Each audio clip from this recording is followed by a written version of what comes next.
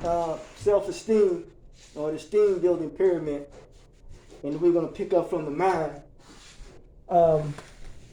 Brother was talking about, Brother Joseph, we were talking about, focusing on like negative stuff, sensationalism. And remember when someone raised you in a certain knowledge base, like a movie, they tell you who to pan in on. You never seen a movie when they focus in on something? They want you, they determine what you should focus in on. Yeah, and that's how, you get a character in the distance. Yeah. They sit right next to each other. Yeah. And this is how it is in the culture, in the society in which we live. Now, what is killing us?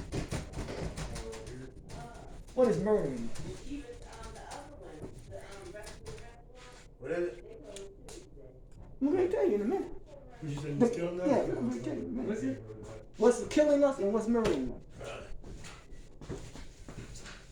Remember I said earlier, I don't like to prove stuff. I like to prove.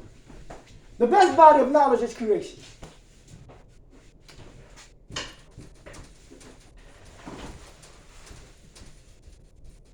Seasons do what? Change. So that's what's killing us. We're resisting to what? That's what's killing us. Resisting to what? To change. That's what's murdering us. That's what's killing us. You don't want to change. You don't want to change what you're going into your eyes, what you're hearing, what you're seeing, what you're doing, what you're thinking. You don't want to change.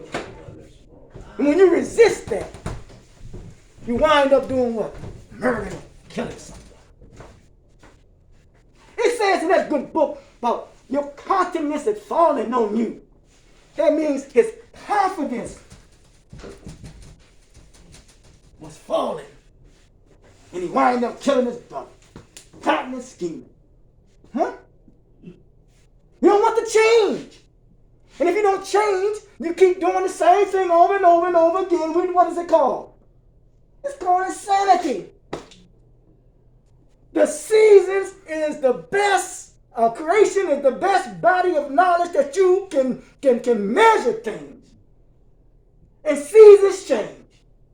God damn it, didn't you change? You're getting old.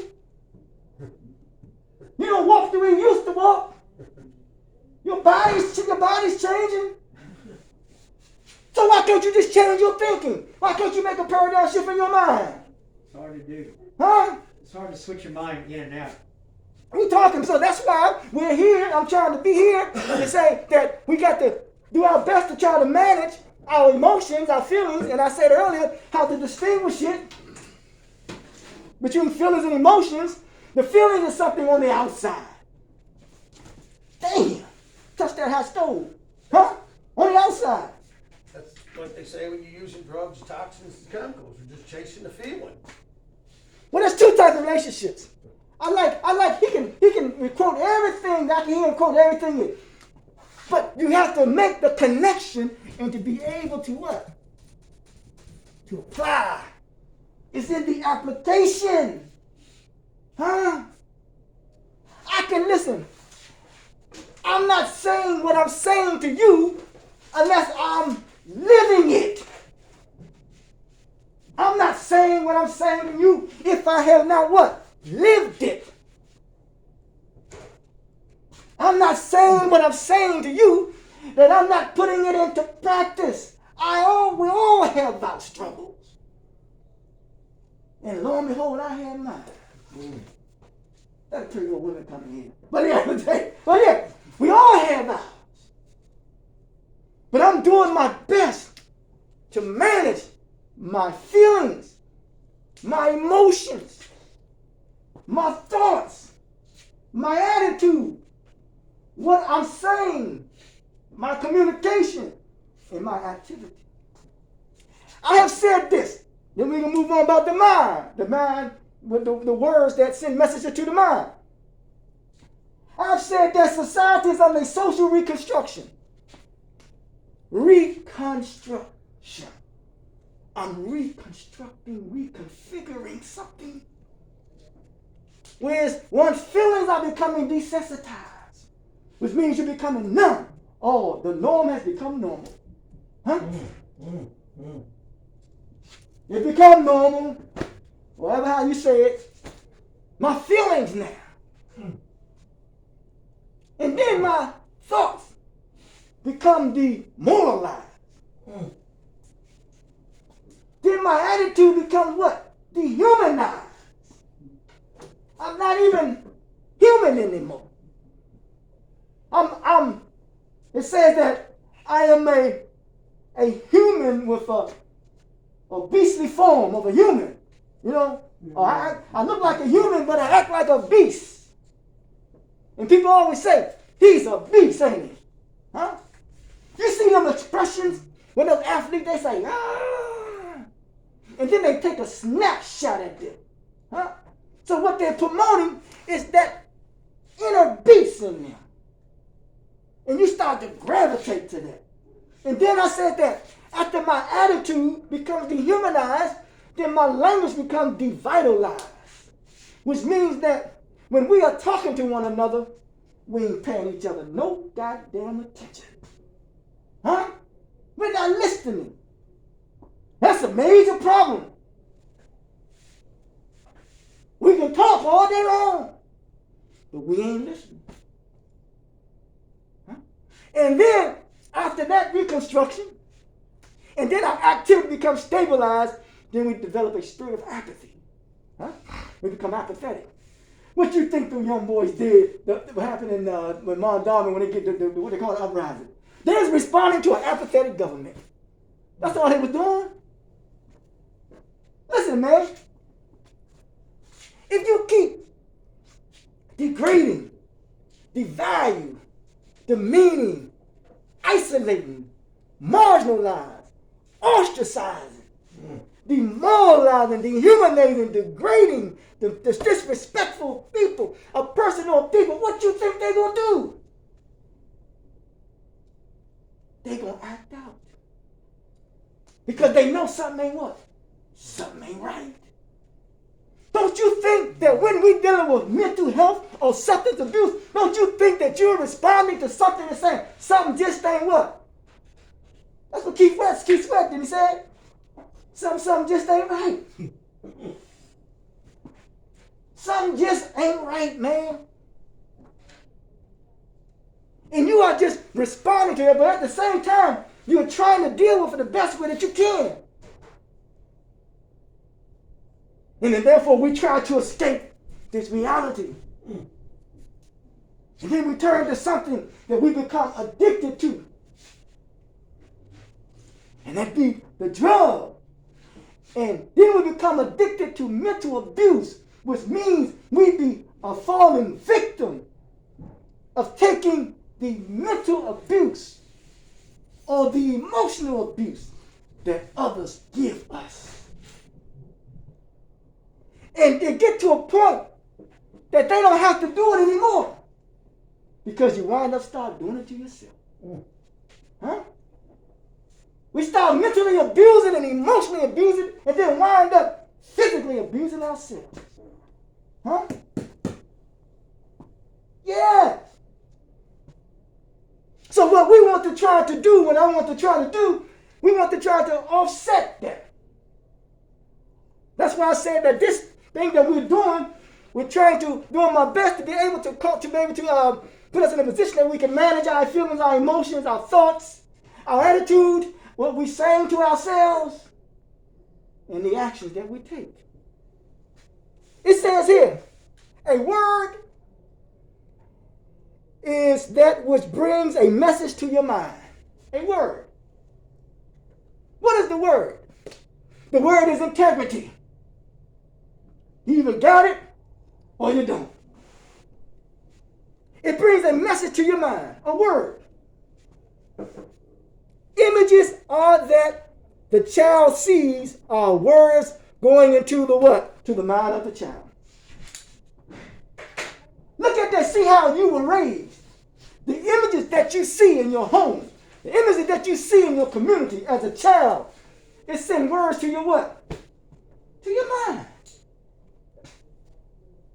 So, even before the child opens up his mouth, the baby sees something when the eyes are open without a word being spoken. The child, it has received many words, so everything in your environment is words speaking to your mind. Everything in this environment right here, right now, is nothing but words speaking to our minds. Am I right about it? Y'all talk to me, man. Amen. The books you read, the language of your parents, Words spoken to you, man. are words that's spoken to your mind. I'm going to do a little test here on of distorted automatic thoughts. Y'all follow me with this. Mind reading. Mind reading. You assume that you know what people think without having sufficient evidence of their thoughts. He thinks I'm a loser. That's distorted thinking. Who am I reading here? Who can read mine? I can't read mine. Nope. That's automatic distorted thoughts.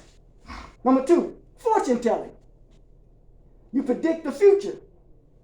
Negatively, things will get worse, or there is a danger ahead. I'll fail the exam, or I won't get the job. You're telling yourself that. You can tell that you can already predict the future, that there is danger ahead. When you say, I'll fail the exam, what you doing? You're selling yourself what? Short. These are the things that you're telling you what? Yourself. In a negative way. Man, I can't deal with this class. I can't interact with this guy. I can't do this. You're telling yourself that, man. That's low self-esteem. Number 3, it says this here. Catastrophizing. You believe that what has happened or will happen will be so awful and unbearable that you won't be able to stand it. It will be terrible if I fail. No, it ain't that bad. It ain't that bad. We make things to be out worse than what it really is. Automatic store thoughts. Another one. Labeling. You know how we label people. You assign global negative traits to yourself as well as to others. I am undesirable, or he's a rotten person. Labeling people. We got to overcome that and label ourselves. Discounting positives. You claim that the positive things you or others do are trivial, of little value, of little importance. Okay, watch this here. That's what wives are supposed to do. So it doesn't count when she's nice to me. Would you believe that? Discounting positives. If somebody does a good thing for you, that ain't necessarily what she's supposed to do. She's doing it because it's from their heart. Or a person does it because their heart. Don't discount the positives, man. Don't discount the positives in your life, what you have done. All of us have done some positive things. Don't discount it. Build on it. 6, negative filtering. You focus almost exclusively on negatives and seldom notice the positives. Look at all the people who don't like me. Overgeneralizing. This is me here. I'm overgeneralizing. Hey, listen, I know me, buddy. Trust me. You perceive global patterns or negatives on the basis of a single incident. This just generally happens to me. I seem to fail at a lot of things. Now, I don't do that, but I do overgeneralize a lot. You know what I'm saying? Or I overthink things. Mm. You overthink things. Put it that way. I overthink things. Okay, dichotomous thinking. You view events or people in all or nothing terms. Remember he says, get rich or die hard? Yeah. Do or die. That's dichotomous thinking, man. That's automatic distorted thoughts, man. There are people deceiving us, man. So listen, that's on them. I get rejected by everyone, or it was a complete waste of time. And it wasn't. Your life and my life is not a waste of time. Not a waste of time. Should you interpret events in terms on how things should be rather than simply focus on what is? Focus on what is. I should do well. If I don't, then I'm a failure. Personalizing. You attribute a disproportionate amount of the blame to yourself for negative events. You fail to see that certain events are also caused by others. The marriage ended because I failed. It's not because of you. Stop blaming yourself. Whatever it is that happened in your life, it could have been with a relationship, it could have been with your parents or whatever. Don't blame yourself, man. Don't personalize it. Unfair comparison. You interpret events in terms of standards that are unrealistic. For example, you focus primarily on others who do better, and then you find yourself inferior in comparison. He or she is more successful than I am. Others did better on the test. A flower, some flowers may blossom faster than others, but a flower is still a what? It's still a flower, man. Unfair comparison. Give yourself a chance. Be fair to yourself. Then there's regret orientation. You focus on the idea that you could have done better in the past rather on what you could do better now. I could have had a better job if I had tried, or I shouldn't have said that. Regret orientation. What if? You keep asking a series of questions about what if something happens and you fail to be satisfied with even any answers that somebody gives you. Ain't that something? Even if they give you the answer, you ain't satisfied. Even if the answer is right in your face, you ain't satisfied. Emotional reasoning. You let your feelings guide your interpretation of reality. Ain't that a blimp? You let your feelings guide your interpretation of reality. I feel depressed, therefore my marriage is not working out. That's not the reality of it. No. Inability to disconfirm. You reject any evidence or arguments that might contradict your negative thoughts. For example, when you have the thought, I am unlovable, you reject as irrelevant any evidence that people like you. Consequently, you thought it cannot be refuted. That's not the real issue. There are deeper problems, and there are other factors. Nobody, for the most part, not nobody, many people don't like to be challenged. They think that they know it all. Nobody has no monopoly on intelligence. Judgment focus. Finally, you view yourself, others, and events in terms of evaluation as good, bad, or superior, inferior, rather than simply describing acceptance or describing accepting or understanding. You are continually measuring yourself and others according to arbitrary standards, and finding that you and others fall short. You are focused on the judgment of others as well as your own judgment of yourself. I didn't perform well in college, or if I take up a trade, I won't do well. Or look how successful he or she is. I am not successful. Overcoming judgment focus. These are classified as automatic, distorted thoughts. Any questions, comments, concerns, or challenges? Now, let's deal with this esteem pyramid knowledge. We see on the pyramid, what do you see on the pyramid? Can y'all see it? I can't see the word. Huh? I see the pyramid, I can't see the word. I'm going to put up the first word up there, then we're going to talk about it. First of all, esteem is an estimation. Self is your soul. Self is your soul.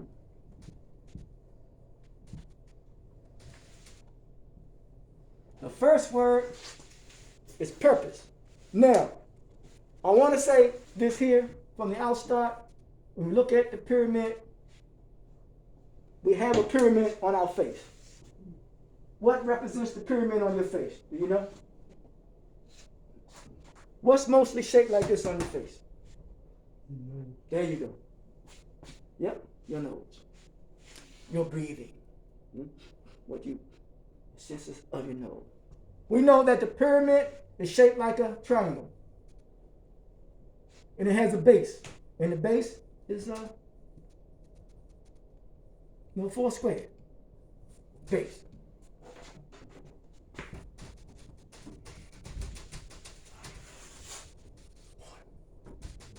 Land, fire, water, and air.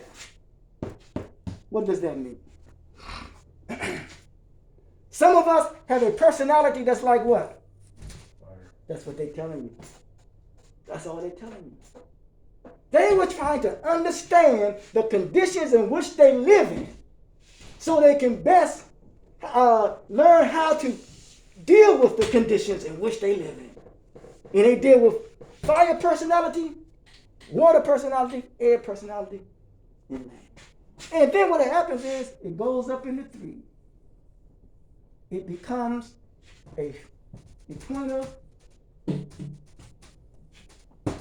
point of focus. So when we see this here now, what we want to do is when we talk about a esteem building pyramid of knowledge, we want to remember that we always got to do our best to stay what? Focus, man. Focus. And look at this here now. We see that there's one man, two man, 3, 4, 5, 6. One man is at the bottom. All is there by design.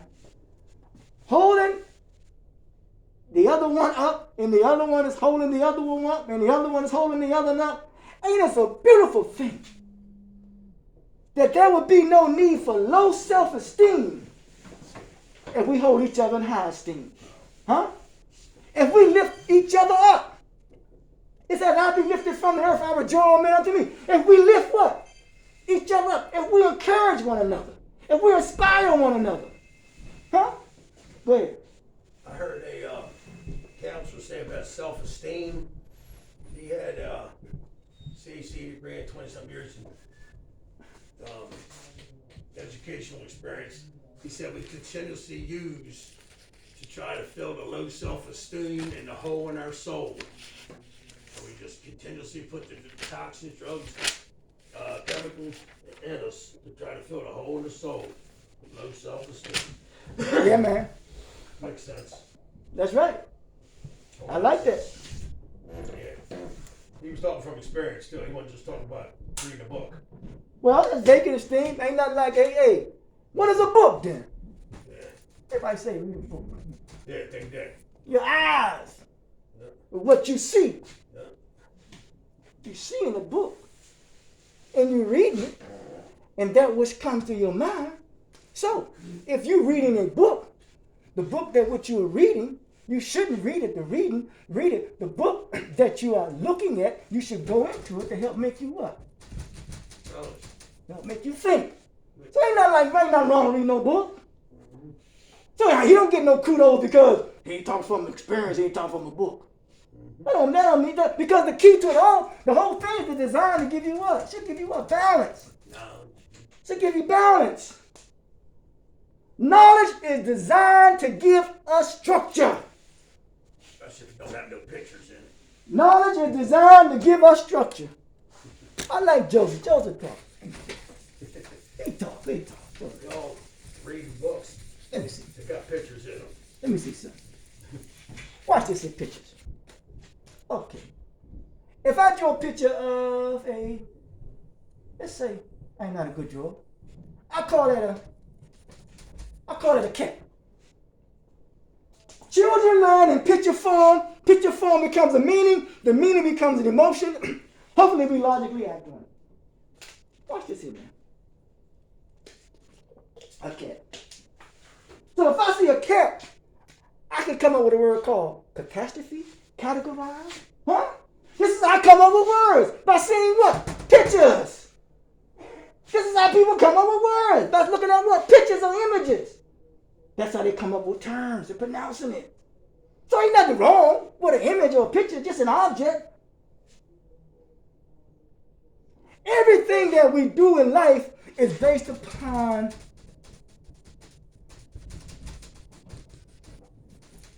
one's intentions. One's intentions. Do you mean well or do you mean harm? And intentions are judged by your actions. Now, you know, if you want to do something, you go ahead on and what? And do it. You're going to take the action and do it. Because you intend to do it. So, purpose now. The reason for something is done or created for. The key to this is pose. You take a picture. Pose. Your posture. Pose. Your stand. Pose. Your position. What's your position? What do you stand for? Huh? They say if you don't stand for nothing, you fall for what? For anything. You gotta stand for something. What do you stand for? So we're here, we're talking about our purpose is to make what? A stand or a position. Listen, man. You are a very unique person, man. That means you have a unique purpose. You have a unique purpose here. If I can help bring it out and cultivate it, or that what you already know, you may be unsure about it, let me know. I can try to help you. Or talk to somebody that can help you. Listen, you can't imitate and be nobody else, man. All you got to do is be yourself, man. You're going to always fall short trying to measure yourself to somebody else, man. So, then we deal with prescription. So, when you're on medication, they give you prescription, right? Right? Something that will stimulate you. So, what stimulates you, man? Now, you know me again. I like, women stimulate me. I ain't gonna lie about it. But listen, but what also stimulates me this here is knowledge. Now, the challenge is something can stimulate you, but in that stimulation, you must take into consideration of the consequences of obtaining or acquiring that knowledge, what you do with it.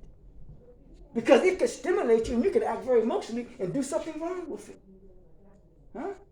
Now, prescription also has to do with dosage. How something is administered to you. Now, if something is administered to you too much, you will have an adverse effect on you. Stupid. Huh? You get stupid. Yeah. Okay, you say you get stupid. It says 1 every 6 hours, not 6 every hour. Yeah. So then so how about that? That's a good one. I like that. That's what my mother used to say. I like that. Because then you become addicted to it. Huh? Yeah. So we got to get the right prescription. And then we get the description. You know, when you go to like say, what's the profile? What's the description? What do you look like? The description. So, what does your esteem look like? What does it look like? Where are you in your self-esteem? Where are you, man? You have the fire, you have the water sensitivity, you have the land, are you grounded? Do you have the air? Where are you with your self-esteem? This is me here. I got a lot of this here. I got a lot of fire. So if I hook up with somebody, she got to be water. Got to cool me off. So when one's emotions get out of hand, Because too much of anything is not good for you. Too much fire, too much water, too much. I mean, hopefully sooner or later we hopefully won't have to stop paying for air. You know what I'm saying? I hope not. You know, that's serious there. So yeah, I hope not. But yeah, so then we get into policy. What is the purpose, the prescription, and the description when it comes to you setting a policy for yourself? Now, anytime you deal with policy, you got to deal with this interest. So you find out what interests you. And what interests you help build up your self-esteem, it won't be a means to an end, it'll be an end within itself. That means you don't seek no reward, no pleasure, you ain't worrying about none of that. You're just doing it because you enjoy what? You enjoy doing it. You enjoy doing it. Huh? Enjoying life for yourself. Yeah, that's good stuff, that's right. No reward, no nothing. Yep. And then, after that, then you follow the what? The procedure. How you go about doing it. Huh? What type of procedure you're having?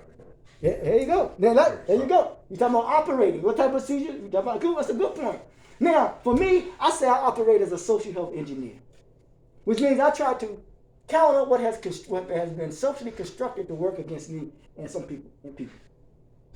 Social health engineer. Yep. Then you follow the procedure, and then you start making contact really with your what? Your potential now. Ooh, you want it. Because remember, you're building up your self-esteem. You're getting the momentum. And when you get the momentum, remember at the top, the pyramid's top is so that you remain what? You can remain focused on being able how to manage your feelings and your emotions, your thoughts, your attitude, your language, and your actions. And once you get into that, you tap into that potential, and then you become what? Aware. And the first step to change is awareness. And then you start to what? You start to change because you become aware now, man. You become aware. Yeah. Once you come out of the womb, you become aware. You try to be aware of your surroundings. Then once you're aware of something, and then you what? You ascend. You rise above. Huh? That means your self-esteem, man, it starts to what? It starts to rise. You start to feel good about yourself. And then once that transpires, then we know, there it is, you got to what? The success. Ain't that something, man? Huh? Think about that, man. The esteem building pyramid of knowledge. Purpose, prescription, the description, the profile, the policy of that which interests you. And that which interests you, you follow the what? The procedure. And when you follow the procedure, then you start tapping into your what? Your potential. Once you tap into your potential, you know how to do it. Then you become aware. That's when your awareness get heightened. And then once your awareness get heightened, and then you start to what? Rise above. That addiction that you had before, it don't pull you down no more. You're rising above it. The environment that's trying to pull you down, it ain't pulling you down no more. The people who talking about you, doing certain things to you, you don't feel it no more because you what? You're starting to rise above it. Huh? And once you start to rise above, then you know you're right there. That's success. We are successful human beings. That's the success of it all. Huh? Any questions, concerns, comments, and challenges? Now you know it's thing for 2:30, it's not 2 o'clock. So we got about 30 more minutes, I believe. Now talk to me. Just talk to me now. I'm going to share something else with you. I'm going to deal with the 10 ego defense mechanism.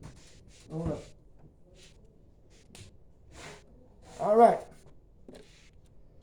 Then we good. I'm going to read something. Your ego and your sense of self, or I, technically your ego is your conscious mind. We all desire to feel worthy and stay psychologically stable. Now when something happens that threatens our well-being or decreases our self-worth, our ego gets hurt in the process, and our psychological stability is disturbed. I'm going to repeat that again. Your ego is your sense of self. Technically, your ego is your conscious mind. We all desire to feel worthy and stay psychologically stable. Now, when something happens that threatens our well-being or decreases our self-worth, our ego gets hurt in the process, and our psychological stability is disturbed. I remember hearing young Bush president, when he was president, they were saying something about he had such a big ego, and then come behind that was easing God out. Yeah, I got you. I remember hearing that a long time ago. I got you. Now, any kind of emotional pain or trauma that we experience harms our psyche, just like a physical injury harms our body. When you cut your hand with a sharp object, for example, your body defense mechanisms come into play and heal your wound after some time. Similarity, when our ego is under a possible threat or has already been hurt in some way, there are certain defense mechanisms that are launched by our subconscious in order to protect it and maintain our psychological well-being. In this country, they say that they were in pursuit of happiness. Self-indulgent men. Happiness really is your well-being. Some say they're in pursuit of wealth, you know. But they were men of leisure. They wanted to be happy. Their well-being. In other words, I'm saying here, the subconscious mind employs these operations to protect our conscious mind from emotional pain. These defense mechanisms can sometimes be very helpful in allowing us to cope with a traumatic event, but at other times they may just be a means of self-deception. That's interesting. And these are 10 of the ego defense mechanisms. 1, rationalization. You can rationalize and justify anything, and that can lead to romanticism. And any countries that fall victim of that, they are controlled by their passions and their emotions, and that's how countries fall. That's historically proven. It means justifying your wrong actions. Rationalization. Rationalization. It means justifying your wrong actions by providing reasons that will seem reasonable. If you were unable to achieve something, then instead of admitting that you failed and hurting your ego, you might say it wasn't worth it anyway.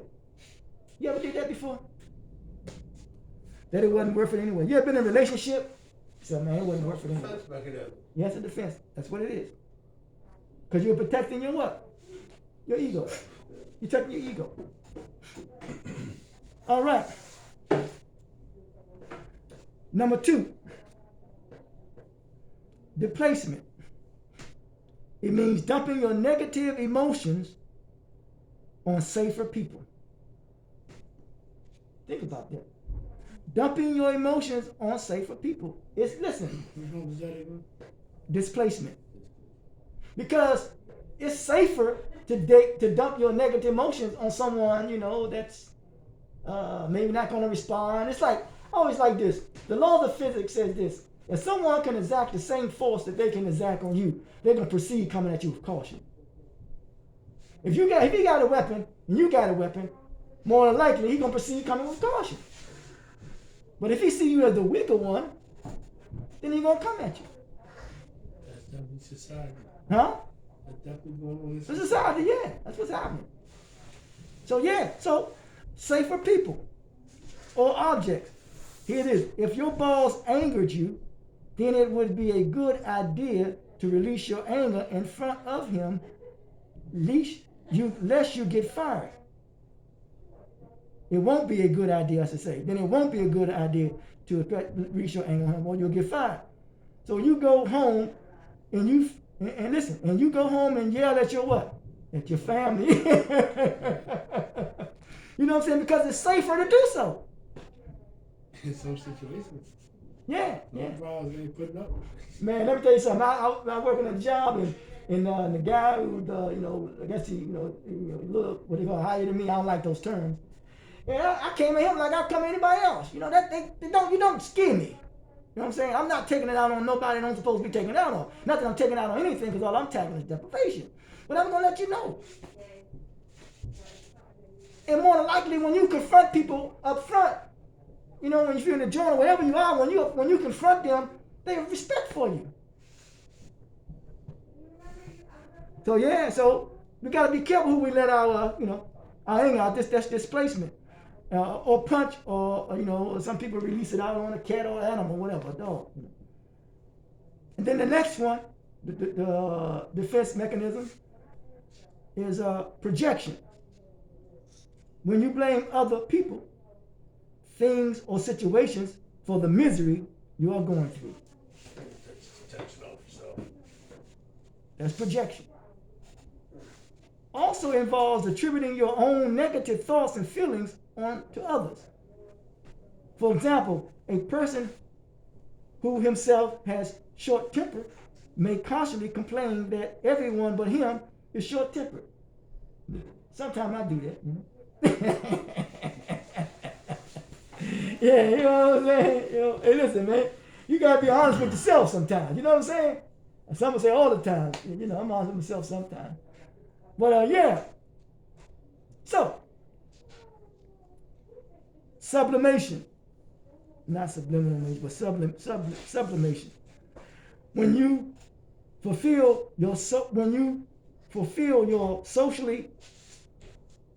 unacceptable needs and drives in a socially acceptable manner. For example, a person who has a need for violence and aggression may desire to become a what? A policeman. What's your number, Am? No. They're all cop callers, aren't they? Yeah, no. But they got telephones. Yeah, let's think about it. It's a sublimation, not subliminal, but sublimation. He has a need to become violent, to be what? Socially accepted. Now, think about it here now. That's like people who deal in any act of, if a person is still addicted, a person could be still selling drugs, but he was addicted to drugs at one time. Now he's selling drugs. Why? Because now he's feeling socially accepted now.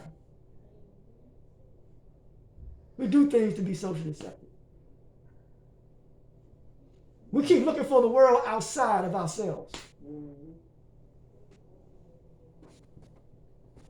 Suppression and repression.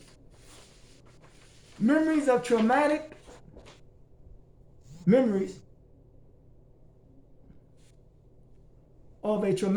or suppression, repression. Memories of a traumatic, painful event, if recalled, can cause emotional pain. So our mind chooses to forget about them. When this is done consciously, it is called suppression. And when it happens subconsciously, it is called repression. And I call it regret orientation.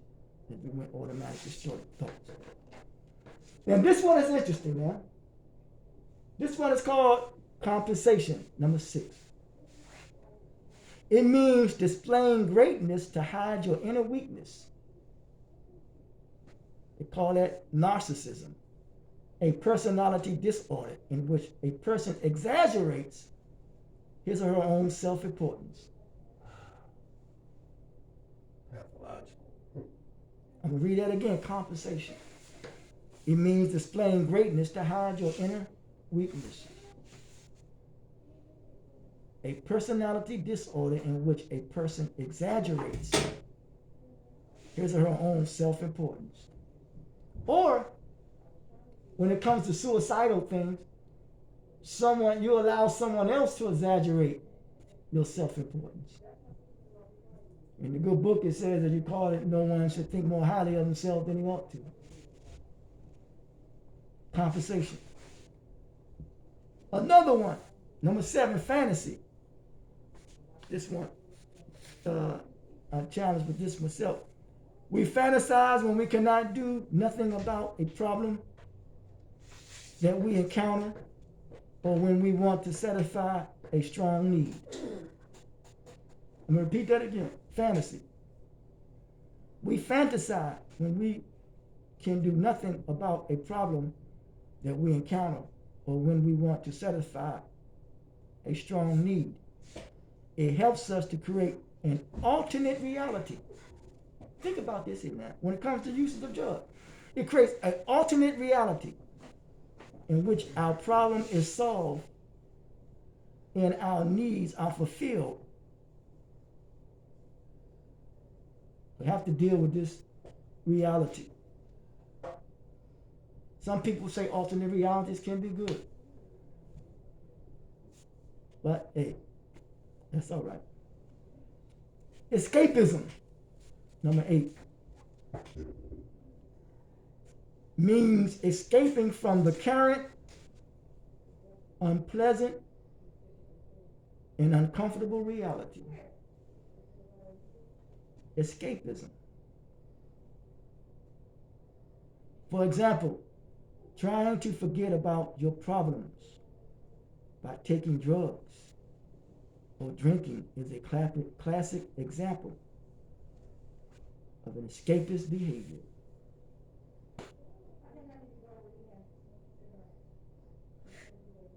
Escapism.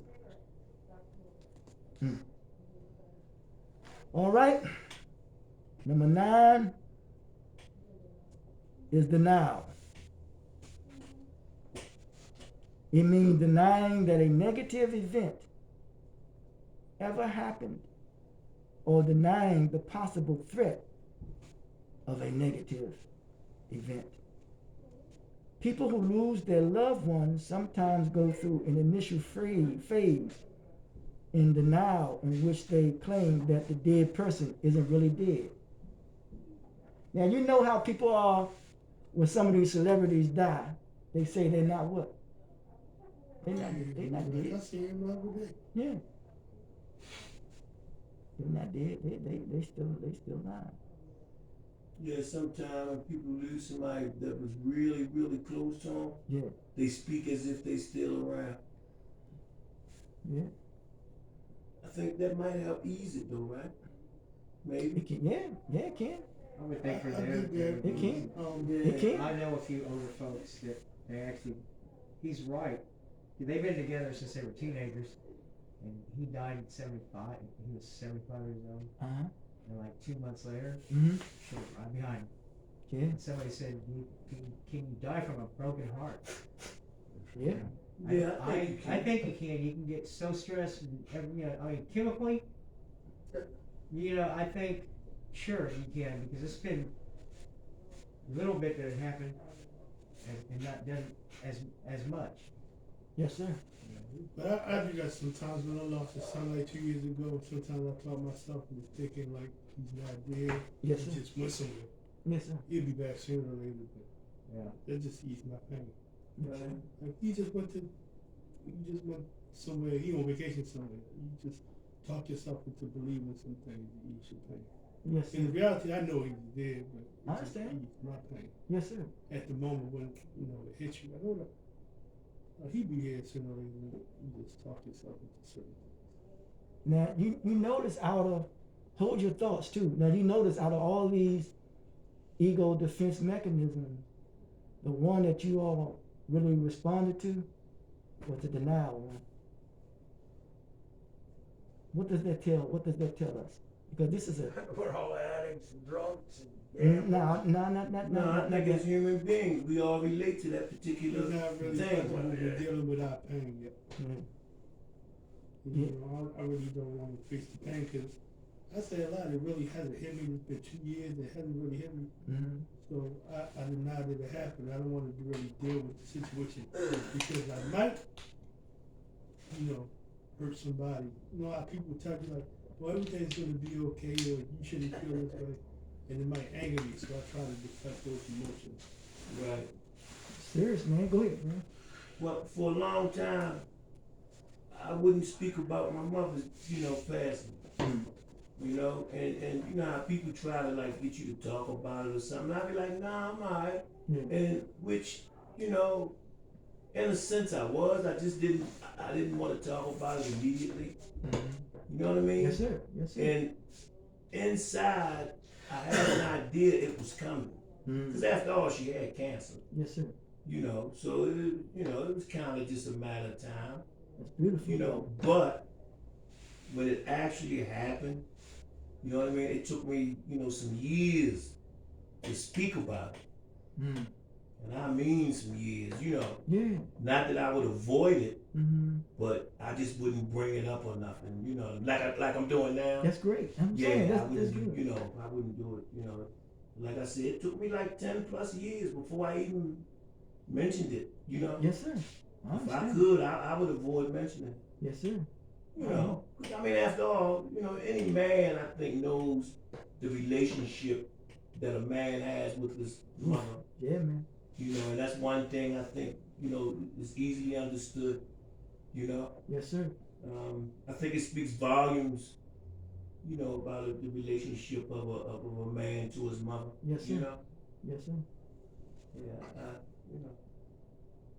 That's great stuff, man. You see how I'm thankful. I'm being very grateful and thankful now that we're having this session because it's helping us. You know what I'm Can I saying? say something? Another thing that bothers me with people, well, his mother or, does or whatever, we're not together, but she, like, on his birthday, she, like, give him a party. And I really don't like that. Like, it just irks me that he's gone. What are you so happy about on this day? Right. But I don't understand that she's certain, not certain way, and she's celebrating his life. But I just don't like that. It's selfishness, I guess, for me not to want to celebrate in a happy way when he's gone. Yeah. That's just my own thing. That's how you dealing with it. You see how each and every one of you all who express themselves, how you deal with certain things in your own way. You know what I'm I saying? don't like the whole wearing people on your t-shirt thing. I don't really dig that too much. That's how yeah, you me deal neither. with it. Me neither. Yeah. I wouldn't want to wear it on my chest like that. Somebody's passing. I think it's a mockery. You think it's a what? It's a mockery.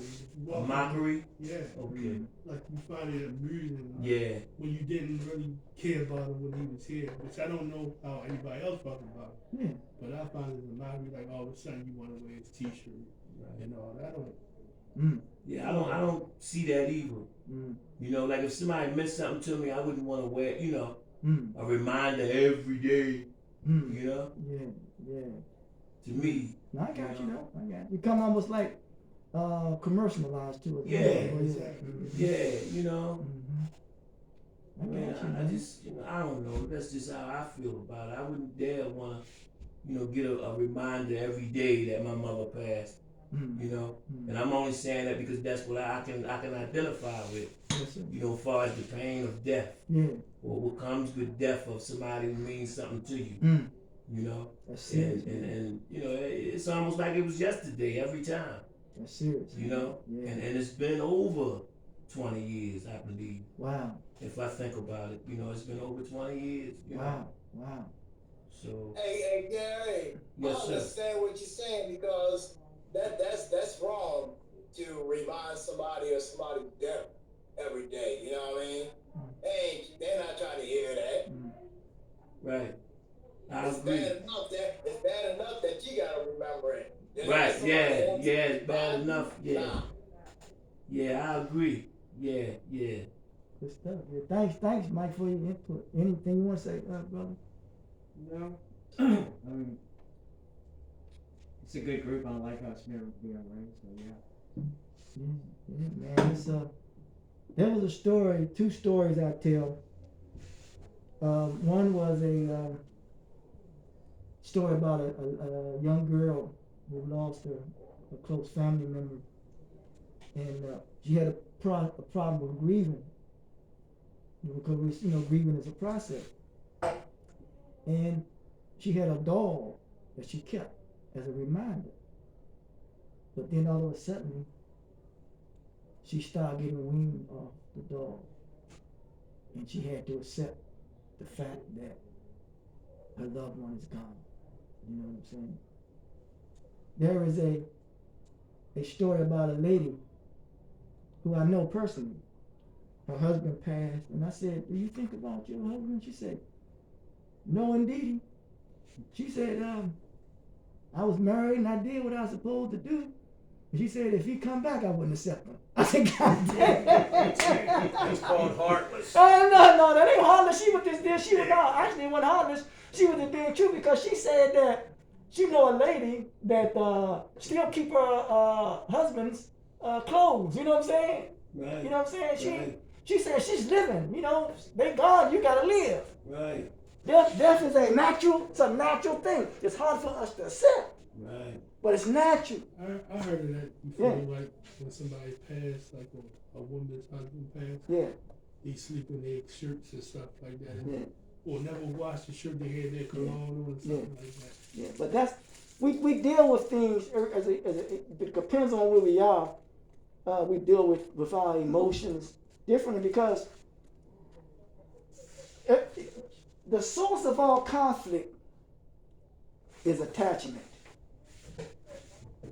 We're here temporarily to do the best that we can while we're here, and we know that we're going to what? We're going to send something. Death. What I know, I can say what I know. What I experience. It doesn't. It hurts people that are still here, because we got to deal with that attachment. You know what I'm saying? It's like a relationship. You may physically, you have a physical and emotional attachment in that relationship. You may not be physically attached to the person who you broke up with, but that emotion is still there. I went through that too. You know That's all the emotional withdrawal. It's not even sometimes it really did. You don't really even want the person, but since y'all break up, you've been with them for so long. It's an emotional withdrawal. Like you used to that person every day. Yeah. So when they just gone one day, and you like, you don't feel it till they gone. You never miss what you got till they gone. And then you have emotional withdrawals, and everything irks you. Their picture irks you. Yeah. The idea of them even being with somebody else irks you. Yes, sir. But you really didn't want them in the first place. Yeah.